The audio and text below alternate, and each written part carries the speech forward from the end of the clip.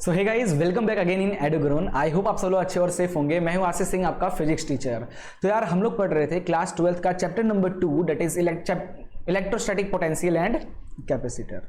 ठीक है, तो प्रीवियसली हमने काफ़ी सारे टॉपिक डिस्कस कर लिया और अब एकदम चैप्टर के लास्ट में पहुंच गए हैं यार। ख़त्म ही हो गया है चैप्टर, अब स्लाइड्स भी ख़त्म हो गई हैं। तो अब जो लास्ट टॉपिक है ना, उस टॉपिक का नाम है that is energy stored in a capacitor. यानी कैपेसिटर कितना अपने अंदर एनर्जी स्टोर कर सकता है ना, उसका फॉर्मूला क्या होगा वो हम डिस्कस करने आ रहे हैं। ठीक है, देखो यार, अगर आप सीबीएसई बोर्ड एग्जाम की तैयारी कर रहे हो, ठीक है, सीबीएसई बोर्ड एग्जाम की तैयारी कर रहे हो, तो इसका डेरिवेशन जो है ना, उसका डेरिवेशन कि ये फॉर्मूला कहाँ से आया, that is not required for CBSE board exam. CBSE board exam में इसका डेरिवेशन रिक्वायर्ड नहीं है। आपके सिलेबस में साफ साफ लिखा हुआ है, इसका फॉर्मूला आपको बस आना चाहिए और साथ ही साथ इसके न्यूमेरिकल आपको आना चाहिए। ठीक है, बट अपन तो देखेंगे यार, क्योंकि अपन पढ़ रहे हैं not only for the CBSE board exam, for NEET और जेईई ऑल्सो। थोड़ा सा पता तो होना चाहिए आया कहाँ से। तो चलिए स्टार्ट करते हैं एक पर्टिकुलर कैपेसिटर का एनर्जी निकालने के लिए। ठीक है, तो अच्छा एक बात बताइए, फॉर एग्जांपल मेरे पास एक कंडक्टर है, लेट अस अज्यूम मेरे पास एक कंडक्टर है। ठीक है, अब इस कंडक्टर को चार्ज कर रहा हूं मैं। अब चार्ज करने के लिए मैं क्यू अमाउंट ऑफ चार्ज इसको दे रहा हूं, तो क्या होगा, इसका वोल्टेज भी इंक्रीज होगा। तो यहां से हम लोग को कैपेसिटर का एक फॉर्मूला मिला था, दैट कैपेसिटेंस का, कैपेसिटर के कैपेसिटेंस का फॉर्मूला मिला था, that is charge upon voltage. ये फॉर्मूला हमको कैपेसिटेंस का मिला था।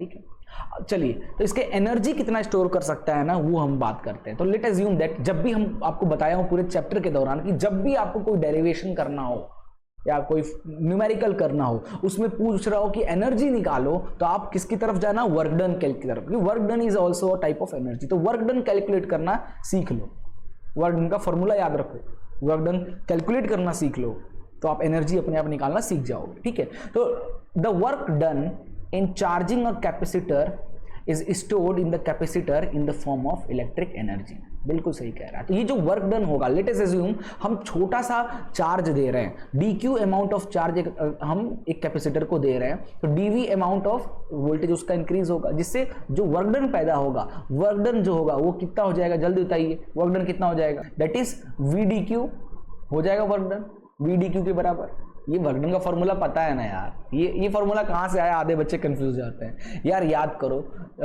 पोटेंशियल किसी एक पर्टिकुलर, किसी दो पॉइंट के बीच का पोटेंशियल डिफरेंस कितना होता है। इस चैप्टर का फर्स्ट टॉपिक क्या लिखते थे, V A minus V B is equal to work done, जो चार्ज को कहाँ से बी से ए पे लाने में लगा है, अपॉन जो चार्ज है। तो यहाँ से डब्ल्यू को वी क्यू इधर चला जाएगा, तो ऐसा नहीं लिख सकते, बिल्कुल लिख सकते हैं। नाउ अब हम इस कंडक्टर को कितना चार्ज, अब इसको टोटल निकालने का, टोटल वर्क डन हमको निकालना है। तो for total work done calculate करना है, हम इसको इंटीग्रेट करेंगे, हम इसको इंटीग्रेट करेंगे इस इक्वेशन को। ठीक है, वी डी क्यू को कहाँ से कहाँ तक, जीरो से क्यू चार्ज अमाउंट तक इंटीग्रेट करेंगे। तो डी डब्ल्यू का इंटीग्रेशन क्या हो जाएगा, डब्ल्यू हो जाएगा। और यहाँ पे देखो v को क्या लिख सकते हैं, अच्छा यहाँ पे एक स्टेप और लिखते हैं।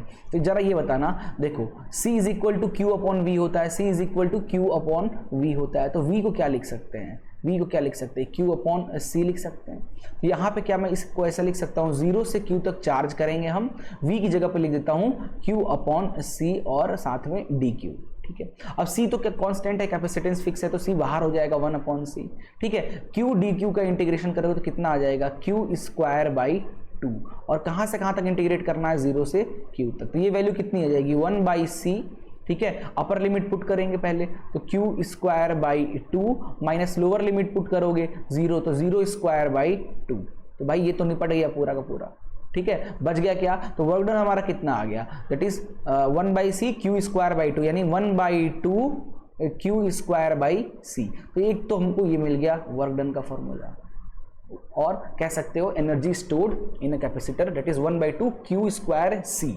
ठीक है, अब क्या कर सकते हो, देखो c की जगह q अपॉन वी रख दो। c की जगह पे अगर हम q अपॉन वी रख देंगे तो ये फॉर्मूला क्या बन जाएगा, ये फॉर्मूला बन जाएगा c की जगह पे, मैं क्या कह रहा हूँ, c की जगह पे q अपॉन वी। तो q से q कैंसिल हो जाएगा, एक q से एक q कैंसिल हो जाएगा, और v ऊपर चला जाए तो ये आ जाएगा q v। ठीक है, तो एक और फॉर्मूला वर्क डन का आ गया।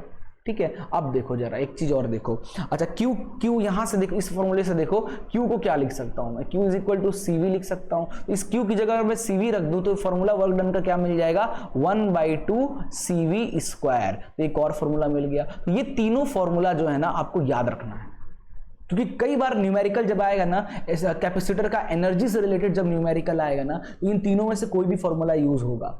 वो डिपेंड करेगा क्वेश्चन में क्या दिया है। अगर कैपेसिटेंस और वोल्टेज दिया है तो ये वाला फॉर्मूला यूज करेंगे, ठीक है। चार्ज और वोल्टेज दिया है तो एनर्जी निकालने के लिए ये फॉर्मूला का यूज करेंगे, ठीक है। चार्ज और कैपेसिटेंस दिया है तो एनर्जी निकालने के लिए ये फॉर्मूला का यूज करेंगे। तीनों फॉर्मूला है हमारा energy stored in a capacitor. तो अपन इसको ऐसा लिख सकते हैं कि energy stored in a capacitor, energy को यू से डिनोट करते हैं, यू से डिनोट करते हैं। कितना हो जाएगा, 1/2 CV स्क्वायर, और फिर 1/2 QV भी बोल सकते हो, 1/2 Q स्क्वायर C भी बोल सकते हो। बट ये फॉर्मूला जो है ना, ये मेरे को बेस्ट लगता है। क्यों, क्योंकि काइनेटिक एनर्जी से मेरे को याद दिलाता है। काइनेटिक एनर्जी क्या होता था, मैकेनिकल में अपन काइनेटिक एनर्जी क्या पढ़ते थे, 1/2 mv स्क्वायर, ठीक है। तो मास की जगह पे कैपेसिटेंस, कैपेसिटर पढ़ रहे हैं तो मास की जगह पे कैपेसिटेंस आ गया और वेलोसिटी की जगह पे वोल्टेज आ गया, ठीक है। ध्यान रखिएगा यहाँ v का मतलब क्या है, पोटेंशियल है, यानी वोल्टेज है, ठीक है, ध्यान रखिएगा। तो 1/2 CV स्क्वायर याद रखो, आपका काम हो जाएगा, बहुत सारे न्यूमेरिकल आप कर लोगे, ठीक है। चलिए स्टार्ट करते हैं।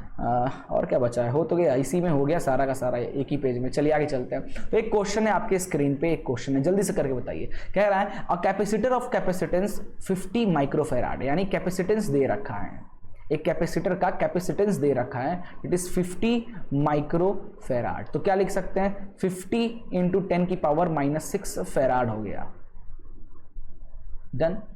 आगे टू अ पोटेंशियल ऑफ, अच्छा पोटेंशियल भी दे रखा है, V की वैल्यू भी दे रखा है 1000 वोल्ट के आसपास। Calculate the energy stored in the capacitor, calculate the energy store. अब C और V दिया है तो एनर्जी का फॉर्मूला क्या करेंगे, 1/2 CV स्क्वायर वाला यूज करेंगे। तो 1/2 C कितना दिया है भाई, C दिया है 50 × 10⁻⁻6 इंटू V का स्क्वायर, यानी 1 2 3 इंटू 1 2 3, ये V का स्क्वायर, ठीक है। अब जरा एक बात बताओ, ये 3 और ये 3 6, तो ये इससे पूरा निपट जाएगा, ठीक है। और ये इससे आ जाएगा 25, तो एनर्जी कितना आ गया, 25 जूल। एनर्जी का यूनिट क्या होता है, जूल होता है ना भाई, कुछ और मत लिख देना, इजी क्वेश्चन था। चलिए आगे चलते हैं, एक क्वेश्चन ये देखते हैं क्या कह रहा है क्वेश्चन में। Figure gives a circuit for a camera flash, एक कैमरा फ्लैश का ना एक सर्किट यहाँ पे दे रखा था। देखो जरा, ये एक सर्किट है जहाँ पे 1.5 वोल्ट का एक बैटरी लगा हुआ है, ठीक है। उसके सामने पैरेलल में ही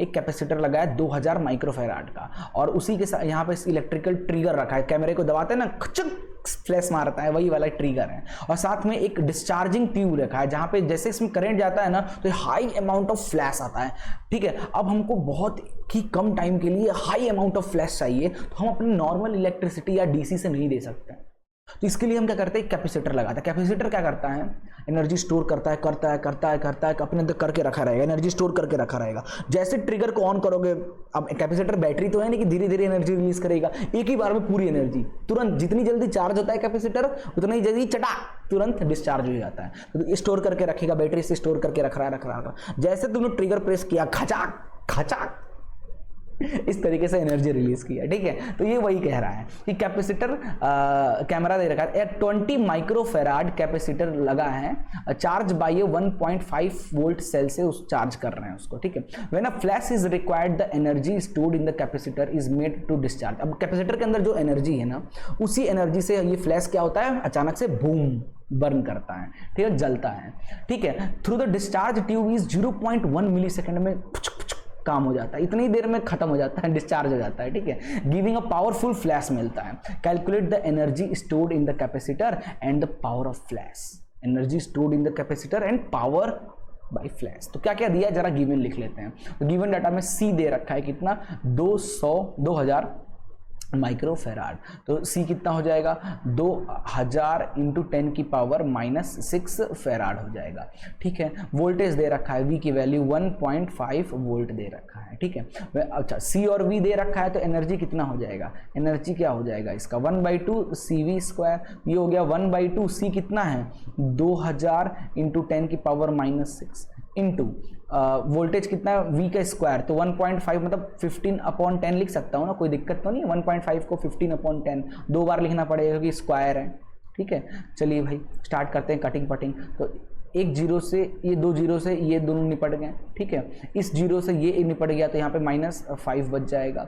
इस 2 से ये 2 निपट गया, सब निपट ही तो गया। तो u की वैल्यू कितना है, 15 कितना हो गया, 225 इंटू 10 की पावर -5 जूल। इतनी एनर्जी निकल गई। क्या निकल गई, u की वैल्यू, एनर्जी ऑफ दैट कैपेसिटर निकल, the energy stored in the capacitor हमने निकाल दिया, ठीक है। दूसरा हमको क्या निकालना है, पावर ऑफ द फ्लैश। अब पावर निकालना है तो पावर का फॉर्मूला क्या होता है बेटा, rate of doing work, rate of doing work, rate of doing work को ही अपन पावर बोलते हैं। और वर्क यहाँ पे हम लोग वर्क एज अ एनर्जी, है ना, energy stored in the capacitor की तरह यूज कर रहे हैं अपॉन टी। कितना एनर्जी स्टोर्ड है, 225 इंटू 10 की पावर -5, 225 इंटू 10 की पावर -5 जूल, ठीक है। और टाइम कितना है भाई, 0.1 मिली सेकेंड्स, मिली सेकेंड यानी 0.1 इंटू 10 की पावर -3 सेकेंड हो जाएगा, ठीक है भाई। अब जरा इसको देखो, ये ऊपर जाएगा, ये नीचे जाएगा, ये इससे ये गया, यहाँ पे -2 बच जाएगा, ठीक है। एक जीरो ऊपर जाएगा तो इस पॉइंट से ये भी कट जाएगा, तो यहाँ पे -1 बच जाएगा। तो -1 यानी तो 22.5 डायरेक्ट लिख दो ना, 22.5 क्या हो जाएगा, वॉट। पावर की यूनिट क्या होती है, वॉट हो जाती है। तो भाई इसके करीब आसपास हमारा आंसर आया है। अच्छा क्वेश्चन था ना। तो बस ऐसे ही बने रहिए यार, वीडियो पसंद आता है तो लाइक शेयर एंड सब्सक्राइब करते रहिए अपने दोस्तों के साथ। हो सकता है आगे चलकर मैं भी आपको जल्द से जल्द और अच्छे लेवल पे देखूं। तब तक के लिए goodbye, take care and जय हिंद।